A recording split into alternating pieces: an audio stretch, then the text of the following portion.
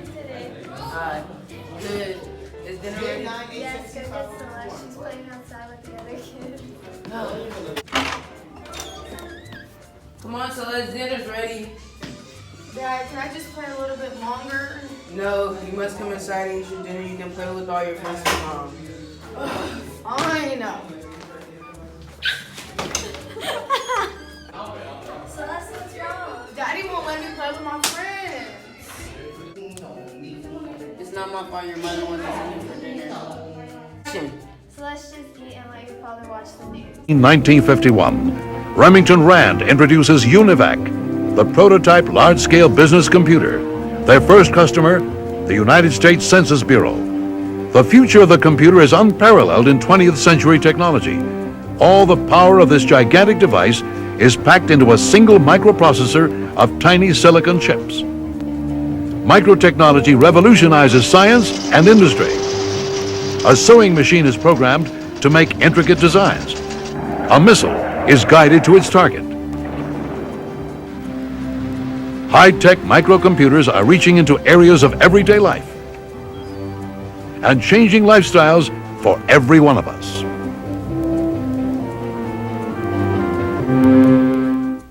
To cover before, because they didn't have this many tools, but we'll give you lots of music of today, what good records are coming out tomorrow in art, tomorrow in science, tomorrow and today in sports, all fields of human endeavor. We think we'll be able to inform you better about, and the people who are close to you, than you've had a chance to be informed before, so that as you leave the house at the end of the day, you're close to it at the beginning of the day, knowing where you're going and what the world is like that you're going into. That sounds like a pretty big job. Believe me, it is. We've been working on this for quite a while. We're glad finally to have made the grade into your home for the first day. We hope we can give you enough to stay with you for a long time. Now, that's a preamble, and you know how preambles are. I mostly talk, and I like to get going and put you in touch today with the world you're going to live in. Our feature will have news, by the way, every quarter hour. You can depend on that. Every half hour, we'll have a 2-minute summary, a capsule of the day that you're going to live in. We call it Today in 2 Minutes. And here it is for the first time.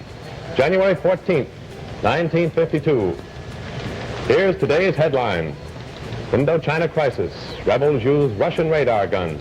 The headline picked from the New York Herald Tribune today as the headline of the day. Here's today's front page story. The story of the inflammable explosive sweaters made from synthetic rayon, which have been exploding in 50 seconds. They've been all impounded now, and the police department is rounding up a few more remaining ones. Here are faces in the news today. This is the famous Princess Margaret, who now announced her engagement tentatively and rumored to the Earl of Dalkeith. His mother is on the left. Here are trends of today. Here's William O. Douglas of the Supreme Court, who has told the president that he is not interested in running for vice president. Now there are places in the news today. First, here is Oak Ridge, birthplace of the atomic bomb. Senator Gordon Dean, atomic chairman, says the big problem for the AEC is to expand atomic energy and still keep our overall economy in the balance. There's Jimmy Demerit, hero of the Bing Crosby Pro Amateur Sports Tournament, cut to 36 holes from 72 because of big heavy rains in the Monterey Peninsula. There is today in capsule form, just about this big, so as you leave the house, you know where you are and what's going to happen to it. That feature will come on this program every half hour. Every quarter hour after and quarter of the hour, we'll have another news broadcast for you. So anytime you tune us in, you'll know, you'll know what time it is, like you see, 7:05 in the east here. You'll find the news also running over my feet like this, and you'll find our communication center full at work and about to put you in touch with the day. Let me